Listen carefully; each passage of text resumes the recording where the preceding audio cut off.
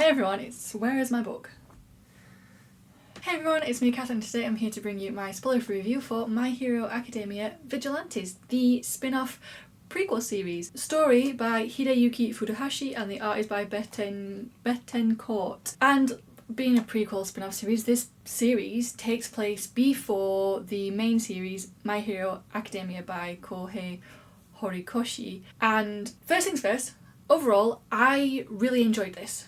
I did thoroughly enjoy my time reading through this. There was a whole roller coaster of emotions, unexpectedly. Okay, unexpectedly. And if you would like to see more, the vlog should be up next week, the week after, I can't remember. But the spoiler-free vlog of my reading journey through reading the series should be up. I can't remember if it's next week, the week after. I've put my phone down and I'm not sure what I've done with it, so I'll have to check. But yeah, so we've got brand new characters to follow, new characters that we don't know, haven't been introduced to, and the main one is Koichi. Do I remember his full name? No. Koichi, who is a college student who is sort of a vigilante, but basically he never got to go to like a hero school or anything and get any formal qualifications, and didn't get a license that will allow him to use his quirk legally. So what he does is he just basically goes around his little neighbourhood, which is only like a small nothing town that no one really has heard of and doesn't really get any big heroes around or anything. Nothing major really goes down, so he just goes around picking up people's things that people have dropped, you know, helping them with the directions and stuff, and using his quirk to help him get around, because his quirk, I think he calls it sliding glide, it helps him, he can slide along the ground. And that's basically how he goes until he I can't remember the full details, but something goes down, he ends up getting cornered by a bunch of like bullies, and then the beginning is actually a little shady, but he gets saved by a masked man who just like punches his way to get what he wants. And we're introduced to our other character that we sort of like, he's not a main character as such, but we do follow him throughout some of this. So I guess he is one of the main characters, but he's not the main character, if that makes sense. So like a side character who's of some importance. And we get introduced to who will become Koichi's sort of like mentor. Unwillingly, Koichi becomes his mentee. And we also are introduced to Popstep, who is now unclear on the age of her, but I think at this point she's in middle school. And she's sort of like a street idol. She doesn't have any sort of permission to do the little performances that she does, but basically, yeah, she has like an alter ego. Popstep, I don't remember her real name, don't ask me it. I could not tell you it if you pointed a gun in my face, because we only learnt it, I want to say, over halfway through, and it still didn't get used anywhere near frequently enough for me to recall. So she's our other main character, and they sort of like become an unofficial trio of vigilantes that go around the neighbourhood helping. Koichi, because he likes helping people. He wanted to be a hero for that reason, because that's just who he is. Popstep,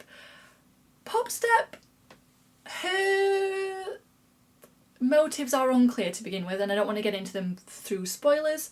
But yeah, she just sort of helps but doesn't really get involved. And then we have who I was calling Fistman for the longest time. I still can't remember like his like name, Knuckle Fister, Oguro, I believe his name is, who his motive is he's looking into the use of trigger. He's trying to find out who's where people are getting the trigger from, who's dealing it, and trying to locate like the source of that. Why he's doing this, again, is not clear. He just saw that he is, and we know that he will just punch his way through. And we know from a meeting with Aizawa, where he goes to arrest him for quirk misuse and then realises that he actually doesn't have a quirk.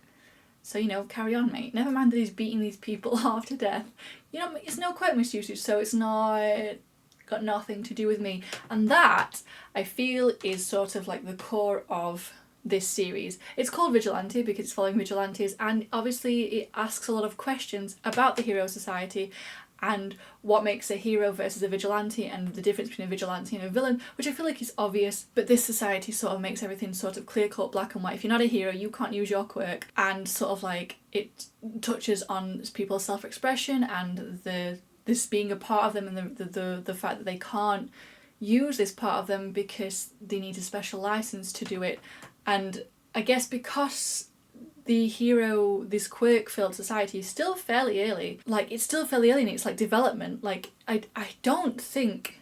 Like, despite the fact that in the series, both series, quirks are an established part of everyday life and heroes have become such a big part of everyday life, as well as villains and such, it's still sort of fairly early on, I'm pretty sure, because I'm pretty sure... I don't want to say it's more than 100 years since the first quirk appeared and the current state. So this... While obviously the main series also looks into this, but I feel like the main series definitely doesn't... Nothing gets resolved in this because it's a prequel, so nothing can get resolved with the state of the society and looking at vigilantes and villains because it takes place before the main series, and if the main series hasn't come to a solution, then the prequel series can't really come to a solution. And I feel like not only does it not come to a solution, but it sort of gets towards one and then it just sort of like backtracks. It's like, no. Nothing ultimately gets solved. So it asks a lot of good questions, and the way that the story develops sort of makes you ask these questions and wonder, but ultimately nothing gets sorted, at least not satisfactorily for me. And again, obviously because it's a prequel, nothing could because the main series, but the main series also didn't. I feel like with regards to the questions and the problems it poses and it exposes in this current hero society, it asks them, but then it doesn't really do anything with them. So while I find it really interesting to read this and to go through it and to like see it and think, yeah, look at these problems that are popping up because of this, it also then doesn't do anything necessarily with it. Like, we meet a character, a new character, Makoto, who is the sister of an established character in the main series, Tsukauchi, who is a detective. We meet his younger sister, who we first meet when she's helping Koichi with his university work, and she's also getting him to help her with her, because she's wanting to interview and like keep an eye on the vigilante trio that has appeared in... Where even is he? I don't have my phone on me. In the area that they live in, because she's doing a paper on vigilantism and what really is the difference between heroes and vigilantes, and looking at the history of how heroes came to be and why only certain heroes got to have their license while others were just labelled vigilantes and therefore bad. And that's really interesting. So you'd think we were going to get more from that, but then nothing ultimately really comes of that till towards the end, and even then it's very briefly mentioned. So again, it's sort of like, it's clear that something was attempted, but then it sort of got left to the side to give way to other things. Those other things being backstories from familiar characters and from characters that are the new main characters. So we get one from Aizawa. We get a look at his backstory, which is really nice and really interesting, and I love that because I love Aizawa. Aizawa is at least I think Aizawa is a fan favourite. At least he's in the circles that I run in. So seeing his backstory along with present Mike is really interesting and really nice to flesh out his character a little bit more, to get a little bit more from his backstory, as well as Midnight. We see a lot of Midnight in this. Midnight is very much on the side of the vigilantes. Aizawa, he's like in the middle, but he sort of like will look the other way if it suits him, because he's really not...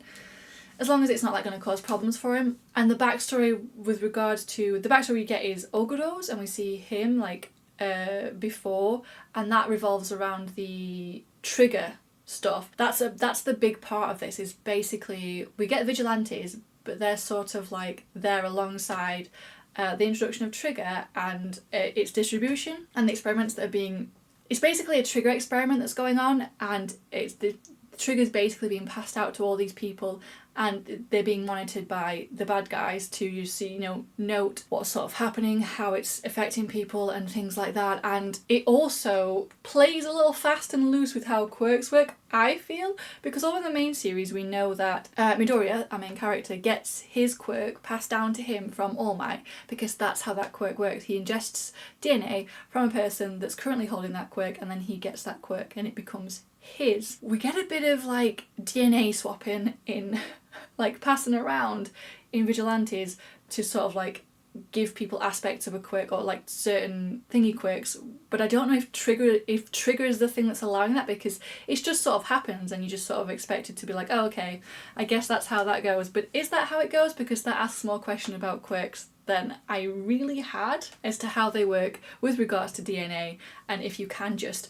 pass them around, because that has a lot of implications. But is it trigger that happens, or is it something specifically that had been done to the specific person who, because it's only a couple of people that do it. One of them is a massive experiment by the big bad. He's been groomed for this, and he's been like pumped full of whatever and made to be whatever. And like, I understand why he has some of the quirks that he has, but there's another character who I understand why probably they have one of them, but I don't understand how they got the other one, because they just basically injected it into them and then they had that quirk. Is it a brief thing? Is it a whatever? Questions that didn't get answered and that I don't have the answers to right now and really don't have the time to get into. So while overall I found the actual plot of this interesting, and it definitely asked a lot of questions and started to make a lot of good points and ask a lot of good questions, I felt, but ultimately I feel like it fell flat with regards to doing anything with any of that. But yeah, I just felt like I feel like ultimately it just fell flat. It just didn't really do anything with it. And like I said, and I'm repeating myself, I knew it couldn't because the main series didn't. I just feel like I don't know. I just feel like they just wanted to do something with Vigilantes and then didn't really know what to do with it.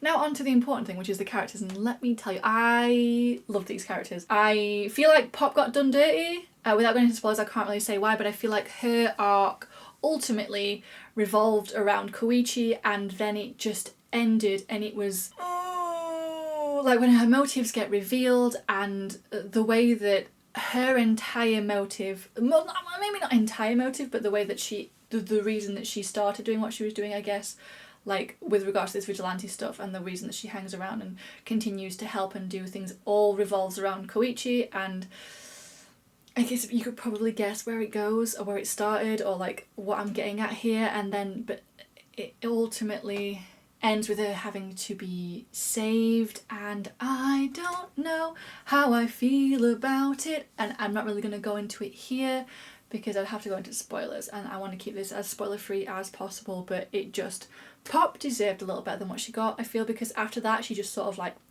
she's fine, she can just sit by the side for a bit because we don't need her right now. Koichi, our main character himself, I really like Koichi as a character because he's just a normal good guy. He's just a guy that wants to do good things, and he doesn't necessarily make good decisions all of the time, but like even with regards to his vigilantism, he knows his limits. Like, he knows what he can and can't do, and most of what he does is he just keeps the villains busy away from the civilians until a real hero has been dispatched to take care of it for him. And like, he seems to be very aware of what he can and can't do, unlike a certain green-haired character from the main series who constantly pushes himself past his limits. Koichi's a very different sort of guy who wants to do good, and he does have to push himself to his limits and push himself past his limits, but only when he's like, he doesn't necessarily put himself in those positions on purpose. They just sort of like, I'm not saying Midoriya puts himself into those positions on purpose, but he definitely takes things into his hands sometimes when he maybe shouldn't have, you know. And then we have Oguro, we have Fistman, who I was unsure of at first, like, this man's insane, but then I realised, you know what, no, he's exactly my type. I love Oguro so much, and especially when we start to learn more about his past and who he was and his motivations, and I wish we got a little bit more from his personal life because that plays a big part, and then it just sort of like took a backseat. I like with a lot of things, they make a big hullabaloo about everything, and then it just sort of like, okay, we've done that now. We don't ever need to properly look into that again or give you any sort of conclusion, like wrap up, any sort of closure where that is in regards to the end of the series, and I feel like I would have liked that. But overall, I really enjoy him as a character. He's absolutely nuts, and especially when you see his present person like side by side with who we know he was, like how he was in the past, like when we see his past and how he went about business and things, and now seeing what he's like, and I love him, and he's another one who he is a little more on board with like punching people and like genuinely doing damage to the person to get what he wants, but he's also just trying to do good. Not necessarily by society, but do good by himself and the people that he cares about, like the people that he thinks of as his own. And he's sort of like a really twisted All Might, because he uses the catchphrase, "I'm here," and when All Might says it, it's like a comforting thing. It's like, hey, everything's okay. I'm here, don't even worry about it. I'm going to rescue you. When, I'm going to keep calling him Fistman, says, "I'm here," it's usually like, oh, fuck. Someone's going to get their ass beat. Someone's about to have the living daylights punched out of them. And the way he says it with like a smile, he does it with a smile, but it's feral. He is... It's not a normal smile. It's there's something feral about him, and I love him. I love him so much. So yes, overall, like the new characters, I really enjoyed the new characters. We also get to look into get some more from like some familiar characters. So like I said, we get some more from Aizawa. We also get to see Fat Gum. I love Fat Gum so much. So we get to see more from Fat Gum because we do end up in his neck of the woods. He hangs around Osaka, right? He's in Osaka. We see like a couple of like few other heroes that we know. We get Best Jeanist. Endeavour makes an appearance. Absolutely fucking mental. We also get the ninja Edge Shot. We get some of Edge Shot, and we also get to see Ingenium. We get to see Tensei Ida, 10 years older brother, in action before the unfortunate incident that happens in the main series. But we get to see him in action. He's really good. I really like him a lot. He seems a decent guy. He's got less of a stick up his ass than Tenya does. Like, it's very clear that he is good at what he does and that he takes care of his people, and that he's not opposed to other ways of becoming heroes, because he offers Koichi's card very early on, and he never like says anything. Like, when he realizes he's a vigilante, he doesn't like say anything bad about it. He's just like, okay, you've chosen this sort of way of life, maybe you don't need to be a hero in this instance. He's like, there's more than one way to do it than going through a hero school. Like, you can come work for us, don't worry about it, we'll get you sorted. And I felt that was really nice, and he just really says a lot about his character, and you understand why Tenya, they're both Ida, why Tenya looks up to his brother like he does, because he seems like a genuinely decent person, and that makes it all the worse when you know like that why Stain goes after him, because it's like, are you joking? This man? This man? You want to kill this man? Absolutely not. We also see Tsukochi a lot because his sister is involved, and he's the police, and he's involved on like the trigger case and looking into it and whatnot. And we see the police's side and their view on like vigilantes and what they need to do about it, and vigilante versus villain and things like that. And I like Tsukochi, don't get me wrong, but he's a policeman at the end of the day, and you know what I'm going to say, they work for the system, so ultimately they're not really necessarily the good guys, and they don't necessarily make good decisions and do good things and make good choices because of who they work for and what they do and what they tend to stand for, really. So overall, I like Tsukochi, but again, he's a detective, and unfortunately he's not above being a bastard. But through Tsukochi, we also get to see All Might, and All Might is adorable. I love All Might so much, and we get to see how OP All Might is, and exactly why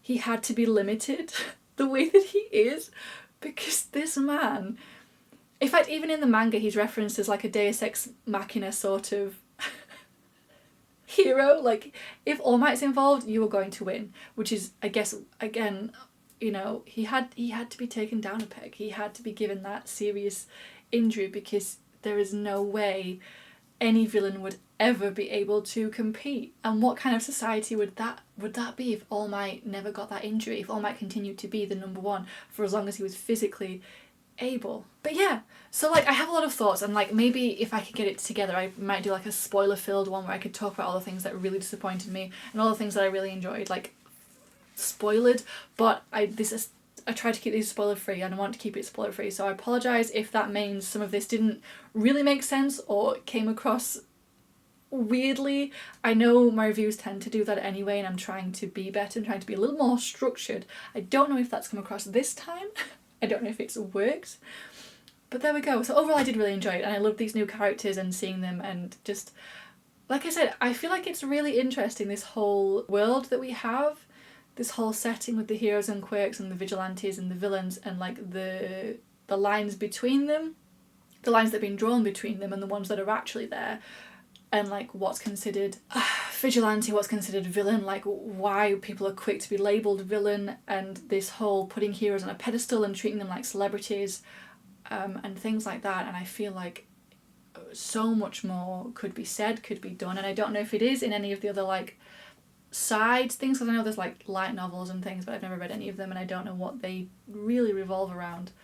But ultimately the end of the series didn't really properly deal with it, so I don't expect anything else would unless it's coming after. But there we go. So overall, My Hero Academia Vigilantes is really good, and if you've read the main series and are looking for a bit more My Hero, like, I definitely would recommend Vigilantes. It's pretty good. Pretty good, and getting a look at characters that you know and love, and also getting to know new characters in a new little area, and it's good. I enjoyed it. So yeah, it's good. So that's going to do it. So thank you so much for watching, everybody. I do hope you enjoyed. Like I said, the vlog should be live for everybody at some point next week, the week after. Again, I don't have my phone on me, so I can't remember, but it should be up before the end of the month. If you would like access to it right this second, you can go head over to my Ko-fi, ko.fi.com/tondotkats, where you can get early access to these manga vlogs, and also to the Let's Play series that I do. They're all on there, as well as some bonus episodes of things that I do exclusively for members, and live streams that I do on Sunday evenings where we just chill and hang out for a bit. So if you would like to consider throwing money at me, if you are willing and able, only if you're able, you can head there and do that. But again, thanks so much for watching. I hope you have a lovely rest of your day wherever you are, and I will hopefully see you in another video very soon. But until then, take care of yourselves. Bye bye.